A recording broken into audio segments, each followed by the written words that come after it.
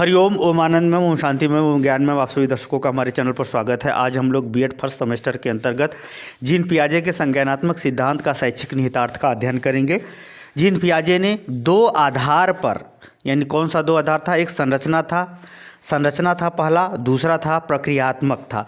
संरचना का तात्पर्य जो वह प्रकृति से योग्यता, क्षमता, गुण, व्यवहार, बुद्धि इत्यादि प्राप्त करता है, उसके आधार पर वह अपने जीवन में ज्ञान का विकास करता है। दूसरा था प्रक्रियात्मक क्षमता। प्रक्रियाकरण के अंतर्गत वह जो समाज से और स्वयं के बीच में अंतःक्रिया, अपनी स्वयं के अनुभव, सोच समझ इत्यादि के प्रति अंतःक्रिया इत्यादि के माध्यम से जो चीज़ सीखता है, जो व्यवहार करता है, उसके माध्यम से भी उसके ज्ञान का विकास होता है। तो दो आधार पर चार अवस्थाओं में ज्ञान का विकास होता है। चार अवस्थाओं में पहला था संवेदी या पेशी अवस्था, दूसरा था पूर्व संक्रियात्मक अवस्था, तीसरा था मूर्त संक्रियात्मक अवस्था, चौथा था अमूर्त संक्रियात्मक अवस्था या औपचारिक संक्रियात्मक अवस्था।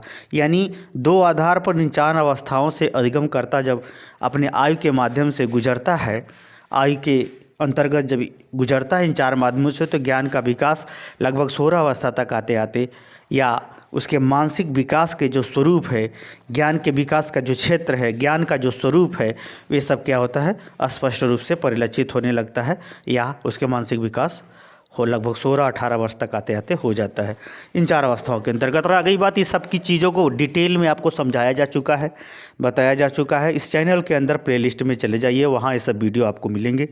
पर्याप्त रूप से आपको वीडियो अच्छे ढंग से मिल जाएंगे, जो अच्छे ढंग से समझा करके बताया गया है।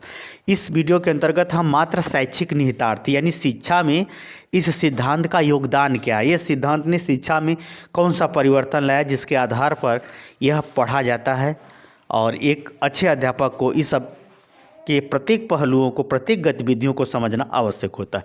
तो पहला है, इस सिद्धांत की बात करें, जीन पियाजे के सिद्धांत का पहला शैक्षिक निहितार्थ यानी शिक्षा में इसकी उपयोगिता, पहला है पाठ्यक्रम या विषय वस्तु का निर्धारण। जैसे हमने इस सिद्धांत के अंतर्गत आपको पढ़ाया था, पहली संवेदी पेशी अवस्था, दूसरी थी मूर्त संक्रियात्मक अवस्था, तीसरी थी मूर्त संक्रियात्मक अवस्था, चौथी जो अवस्था थी वह थी अमूर्त या औपचारिक संक्रियात्मक अवस्था। तो इन किस अवस्था में कैसा पाठ्यक्रम बनना चाहिए, कौन कौन से कंटेंट, कौन कौन से विषय वस्तु को पढ़ाया जाना चाहिए, ताकि उस बालक के मानसिक विकास के अनुरूप या मानसिक स्वरूप के अनुरूप उसके ज्ञान का विकास किया जा सके, यह सिद्धांत इस बात को बताता है। आगे है, दूसरा है व्यवस्थित वातावरण। यानी जैसे हमने बात कहा, जो दूसरी अवस्था थी, दूसरी अवस्था में क्या है, दूसरी अवस्था के अंतर्गत पूर्व संक्रियात्मक अवस्था, यानी कार्य के करने से पहले उसके दिमाग में अवधारणा बनती है, एक सोच बनती है, एक समझ बनती है, एक तजुर्बा बनता है, तब जाकर के वह कार्य के लिए आगे बढ़ता है या कार्य पर अपना विश्वास दिखाते हुए आगे बढ़ता है। तो रह गई बात कि किस वातावरण में, किस आयु के किस अवस्था में उसको कैसा शैक्षिक परिवेश, कैसा अच्छा सामाजिक परिवेश, कैसा अच्छा विद्यालयी परिवेश, किस तरह से अच्छा से उसको शैक्षिक परिवेश मेंटेन करना चाहिए या बनाना चाहिए, निर्मित करना चाहिए या उसके तरफ निर्देश देना चाहिए, ताकि उस बालक का ज्ञान या उस बालक का सोच या उसका मानसिक विकास वर्तमान आवश्यकता, वर्तमान शाश्वत मूल्य, वर्तमान गतिविधियों के अनुरूप व्यवस्थित रूप से हो सके। यानी वातावरणीय निर्माण में भी यह सिद्धांत निर्देशित करता है, क्योंकि वो विभिन्न अवस्थाओं के अंतर्गत, जैसे दूसरी अवस्था जो थी पूर्व संक्रियात्मक अवस्था और मूर्त संक्रियात्मक अवस्था, इन दोनों अवस्थाओं में सामाजिक विकास का अवधारणा, सामाजिक विकास के मूल्य, मापक इत्यादि के प्रति उसकी सोच बनती है। तो ऐसी अवस्था में सामाजिक परिवेश, पारिवारिक परिवेश किस ढंग से अच्छा दिया जाए तो उनको जो है अच्छे से नॉलेज हो सकता है, अच्छा सा ज्ञान हो सकता है, ये भी ये सिद्धांत बताता है। तीसरा है स्वस्थ अवधारणा पर बल। स्वस्थ अवधारणा पर बल का तात्पर्य यह है कि जितना ही शिक्षक अच्छे से इस सिद्धांत को समझता है, उतना ही समाज की बातों को या किसी विषय की बातों को या किसी कार्य के प्रति सोच को या किसी कार्य के प्रति अच्छे सोच के निर्माण हेतु वह स्वस्थ दृष्टिकोण का विकास कर सकता है। समाज की अच्छाइयों को बताए तो उसकी कमियों को भी बताए, कमियों को किस प्रकार दूर करना चाहिए, कमी क्यों है ये भी बताए, खास तौर से जब मूर्त संक्रियात्मक अवस्था की जब अवधि होती है, वो तो उस अवधि में बालक जो है प्रत्यक्ष चीज़ों के माध्यम से जिज्ञासा ज़्यादा प्रकट करता है। तो जब वो जिज्ञासा प्रकट करता है तो उस जिज्ञासा का सही उत्तर देना या उसके जिज्ञासा को एक स्वस्थ रूप देना, ये अध्यापक का भी दायित्व है, घर परिवार के भी लोगों का दायित्व है। तो उसके अंदर हम समाज के प्रति, देश के प्रति, आवश्यकता के प्रति और उसके दायित्वों के प्रति, कर्तव्यों के प्रति स्वस्थ अवधारणा का भी विकास करने को निर्देशित यह सिद्धांत करता है, यानी जीन पियाजे सिद्धांत बतलाता है। अगला है सामाजिक विकास। जैसे जैसे मूर्त संक्रियात्मक अवस्था जो आती है, यानी इसमें प्रत्यक्ष रूप से वो सामाजिक क्रियाकलाप, व्यवहार और प्रत्यक्ष रूप से जो यंत्र हैं, उपकरण हैं, अन्य वस्तुएं गतिविधियां हैं, उसके अंतर्गत वो व्यवहार करता है। तो मूर्त संक्रियात्मक अवस्था के अंतर्गत जो है इस बालक का जो लगभग जो है 7 से 12 वर्ष की अवस्था होती है, मूर्त संक्रियात्मक अवस्था। इसमें इसके सामाजिक विकास पर बल देना चाहिए, स्वस्थ सामाजिक विकास पर बल देना चाहिए। सामाजिक विकास पर नहीं, स्वस्थ सामाजिक विकास पर बल देना चाहिए, यह सिद्धांत बताता है। अगला है चिंतनशीलता का विकास। इस बालक में जो है लगभग मूर्त संक्रियात्मक अवस्था से ही, यानी नहीं, पूर्व संक्रियात्मक अवस्था और यानी दूसरी अवस्था, तीसरी अवस्था मूर्त संक्रियात्मक अवस्था और चौथी अवस्था तो सबसे महत्वपूर्ण है।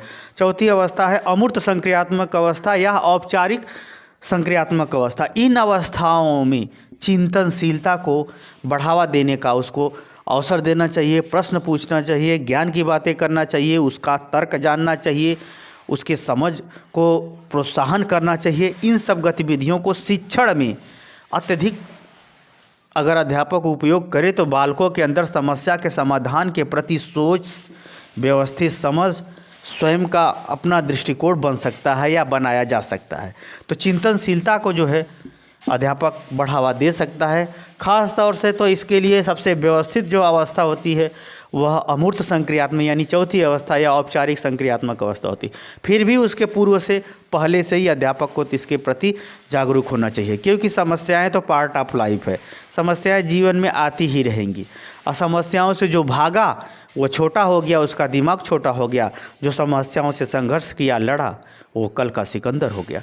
तो कहने का हमारा ये तात्पर्य है कि चिंतनशीलता के भी बढ़ावा देने संबंधी आयु का, व्यवहार का, शिक्षण के स्वरूप का भी यह सिद्धांत एक प्रकार से निर्देशित करता है, बताता है कि अध्यापक को ऐसे ध्यान दे करते हुए उसको बालकों के अंदर चिंतनशीलता का विकास करना चाहिए। अगला है सृजनशीलता। किसी वस्तु का निर्माण करना, उसमें सुधार करना, परिवर्तन करना, नई चीज़ों को खोज करना, पुरानी चीज़ों को नए ढंग से व्यवस्थित करना, ये सब क्या कहलाता है? सृजनशीलता। जैसे कविता लिखना सृजनशीलता है, परिस्थितियों का श्रृंगार करना, डेकोरेशन करना भी क्या है? सृजनशीलता है। तो वह जो सृजनशीलता है यह चौथी अवस्था में, इसमें हालांकि इस चौथी अवस्था में ये बहुत ज़्यादा परिलक्षित होने लगता है, यानी 12 वर्ष से बाद।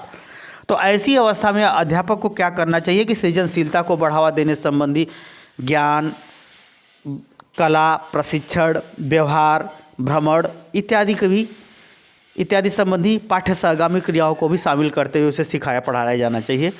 यानी उसके अंदर नई चीज़ों के प्रति जिज्ञासा, नई चीज़ों के प्रति खोज, नई चीज़ों के प्रति स्वयं की मेहनत और मानसिकता के विकास हेतु जो है अवसर उपलब्ध कराना चाहिए, विषय वस्तु को पढ़ाना चाहिए, बताना चाहिए, वैसे पाठ्यक्रम को भी शामिल करना चाहिए ताकि उनके अंदर सृजनशीलता का विकास हो सके, नई चीज़ों की खोज हो सके, नई चीज़ों का निर्माण हो सके। तो ऐसी चीज़ों पर भी अध्यापक को बल देना चाहिए। यह भी सिद्धांत बताता है जो चौथी अवस्था है अमूर्त संक्रियात्मक अवस्था के माध्यम से या औपचारिक संक्रियात्मक अवस्था के माध्यम। अगर चौथा, सातवां है अधिगम के संसाधन एवं व्यवहार। अब जैसे अधिगम के व्यवस्था क्या क्या करना चाहिए, अधिगम यानी सिखाने के लिए कौन कौन सा हम उपकरण, यंत्र, व्यवहार, दृष्टिकोण, मूल्य, ये सब किस ढंग से अरेंज करें कक्ष के लिए या विद्यालय के लिए, इन सब बातों पर भी यह सिद्धांत बल देता है। क्योंकि जब ये सब अवस्थाएं हैं, जैसे पाठ्य सहगामी क्रियाएं हैं, पाठ्य सहगामी क्रियाओं का स्वरूप होना चाहिए।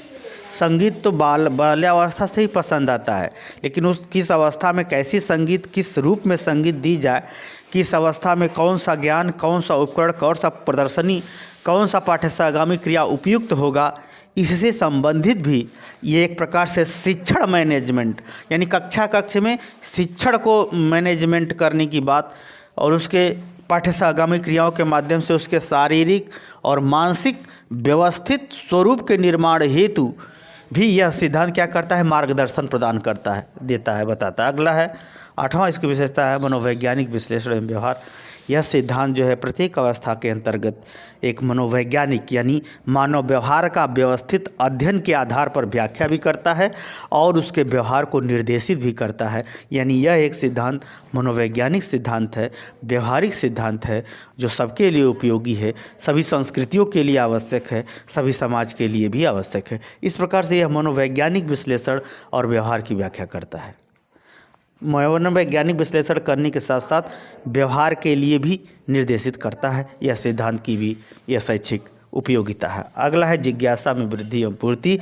यह जो सिद्धांत है प्रत्येक अवस्था में उसके ज्ञान का नेचर बताता है, ज्ञान का स्वरूप बताता है, जिसके आधार पर हम उस छात्र के अंदर जिज्ञासा की वृद्धि करके उसकी पूर्ति करके, यानी जिज्ञासा को शांत करके सही ढंग से जवाब दे करके उसके मानसिक विकास की सीमा को काफ़ी बढ़ा सकते हैं या उसके मानसिक विकास को हम काफ़ी आगे बढ़ा सकते हैं। पारिवारिक स्तर पर, शैक्षणिक स्तर पर, सामाजिक स्तर पर और भविष्य में जो चौथी अवस्था है निगमनात्मक यानी औपचारिक अवस्था, जिसमें नियम के थ्रू उसको आगे बढ़ाया जाता है, उन सब गतिविधियों के माध्यम से इसके ज्ञान में हम काफ़ी वृद्धि करते हुए एक पूर्ण स्वस्थ मानसिक विकास या पूर्ण स्वस्थ व्यक्तित्व के विकास के रूप में इसके व्यक्तित्व का विकास यानी अधिगमकर्ता के व्यक्तित्व का विकास किया जा सकता है। तो इस प्रकार से यह सिद्धांत का महत्वपूर्ण बिंदु रहे, जो शैक्षिक निहितार्थ यानी शिक्षा के दृष्टिकोण से आवश्यक भी हैं और उपयोगी भी है। मुझे उम्मीद है कि शैक्षिक निहितार्थ को आप समझ गए होंगे। समझ गए तो कमेंट बॉक्स में ज़रूर बताइए। साथ ही मेरे चैनल को लाइक शेयर सब्सक्राइब भी कीजिए। हरिओम।